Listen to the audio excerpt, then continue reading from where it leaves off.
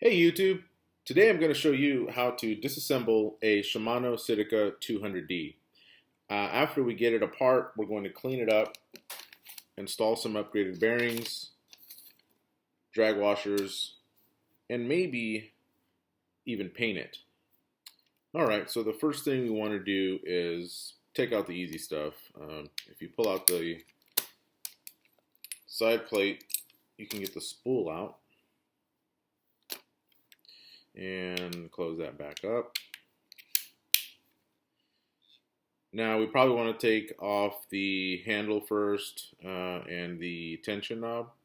So you can just start undoing that. Now there's probably going to be a spring under the cap here, so just kind of be careful when you pull that out.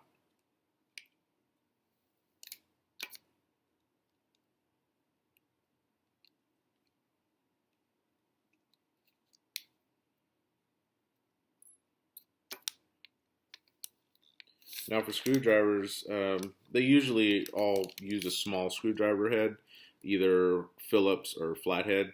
Just make sure that you've got some positive indentation. If it kind of wiggles around too much, you can use a different one. You just want to make sure that it has a real positive feeling when you turn it. So we'll pull that cap off.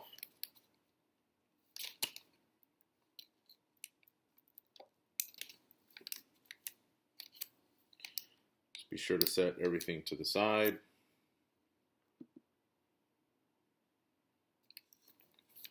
Now here you'll see you've got a little hex nut. That's usually going to be, and for fishing reels it's usually like a 10 or 11. So I've got one here that came in an Abu Garcia cleaning kit that I have. And usually it's a 10. And here you'll have a square nut. Let's go ahead and pull that off. This one has a little washer behind it too, so make sure you keep those together. Kind of see it there. Now we have these little clips that we need to pull out. So I usually like to take some tweezers and get them loose and slide them up. And what's important is that you keep the orientation of these little spring washers, not clips. They need to keep this bow in them. You see that space? That kind of is what gives you that force on the drag. So we've got this down to this side, to this level. What we're going to do now is take out these screws, and it's the same thing. Make sure that your Phillips or flathead just has some positive torque when you put it in the head. You don't want to strip them out. These screws can strip pretty easily. So we'll do that next. Alright, so I've already taken the 4 screws out, and you'll notice that of the 4, one is longer than the other 3, so that one is going to go on the bottom. So just keep note of that when you take them apart. Sometimes they're the same size, sometimes they're all different, sometimes just one will be different. So just keep track of that. Take a note of that when you do this. If not, it'll be just a little bit harder to put back together. So we'll go ahead and pull this out and see what we've got inside. Oh, and there's going to be this screw here.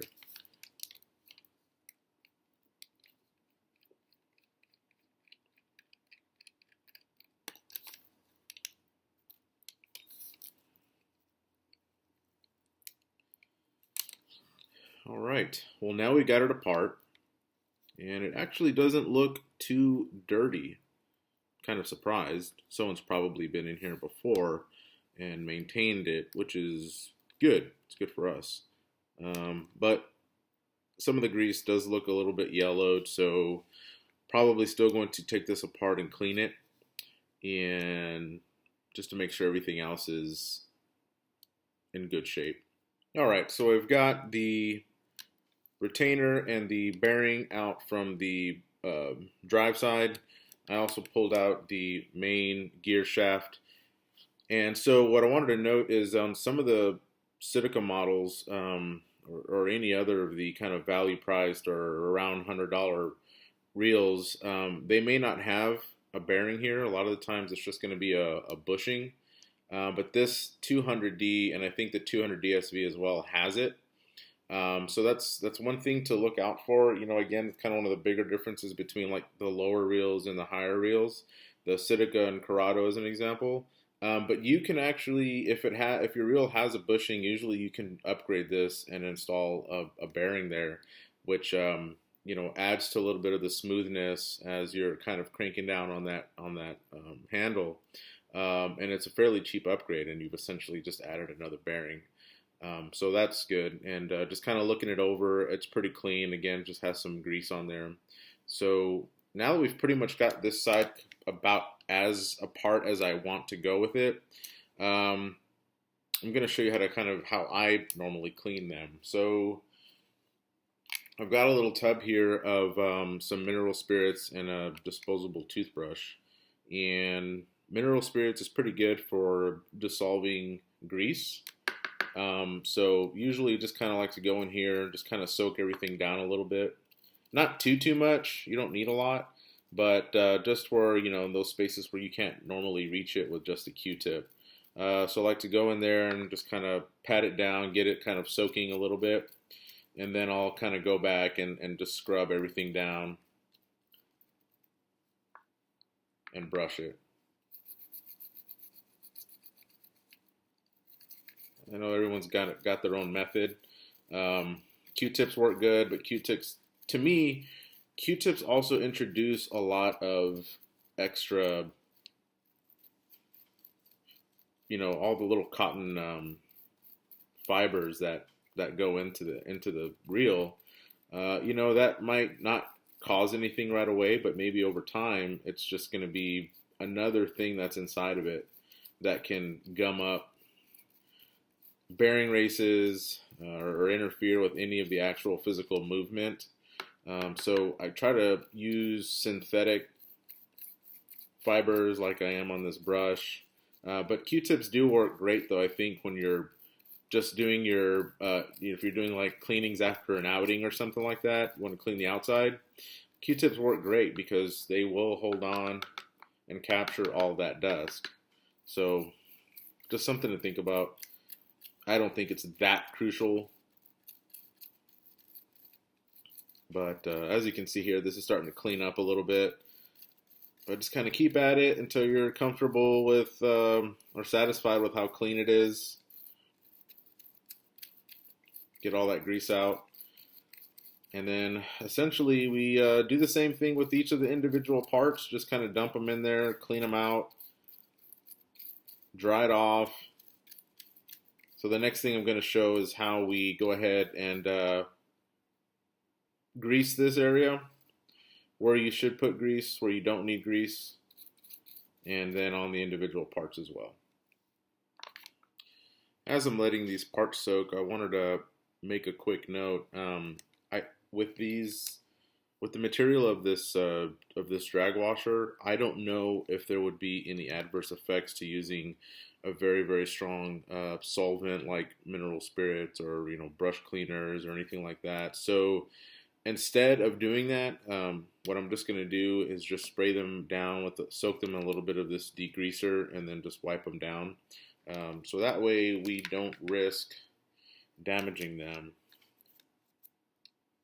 So all we're going to do here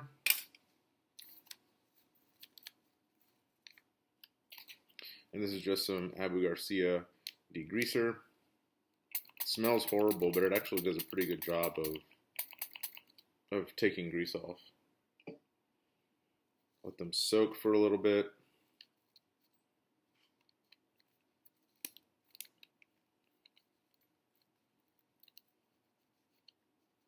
and rub them down. Be careful, as they are a little fragile, since they're so thin. You don't need to put too much pressure on them.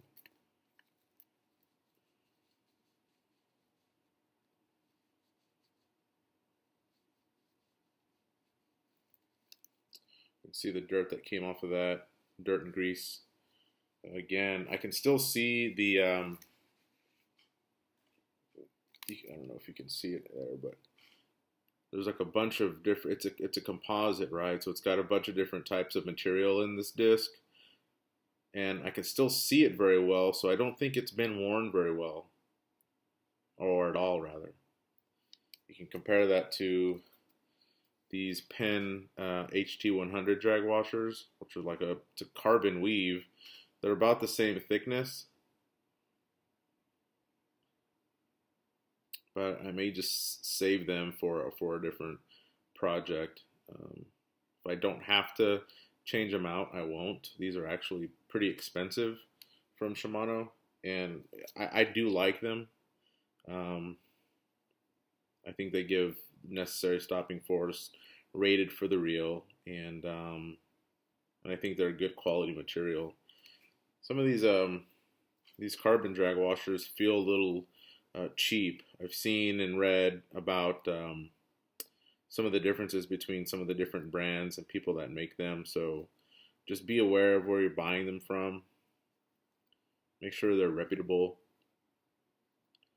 I do use these in a couple of my Penn spinning reels, and usually just grease them up a little bit with some Shimano drag grease. And I'll probably be doing that the same to these, just adding a light coat. Alright, so we're back, and all of the other parts have cleaned and have dried, rather. So I just wanted to talk a little bit about the bearings. I decided that I think I am going to go ahead and use these upgraded bearings. So we had already taken out the main bearing and the spool tension bearing that was in the side plate here. I've taken that out. So we've got these. Now I'm going to take out the brake side bearing. So that's what it looks like. Got that out. You see the opening. That's what creates the spring tension. So once you have that out, you can pretty much just grab it and pull it out.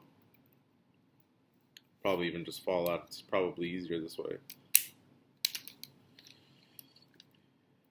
And there's a little slight dab of grease in there. I doubt you can see that, but there's a little bit in there. So if we're going to be putting these new bearings in, probably want to duplicate that. I think also Boca ships a lot of these orange seal bearings dry. This is a hybrid ceramic bearing. I think they ship them dry. So you probably want to pull that seal off and maybe give it a dab of oil. I've read so many different things about what you should do. I don't know if there's a right and wrong. But what we're going to do next is clean the inside race of the brake surface. So I'm just going to get a little bit of cleaner here, and this I will put on a Q-tip. You just want to kind of run that on the inside.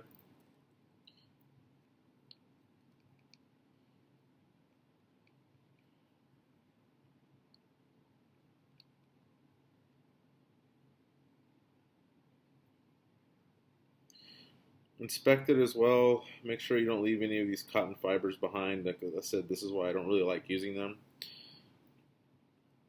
You can kind of see how this starts falling apart, and it leaves some debris in there, which again may not cause any issues right away, but over time it might. Alright, so we've got that cleaned out.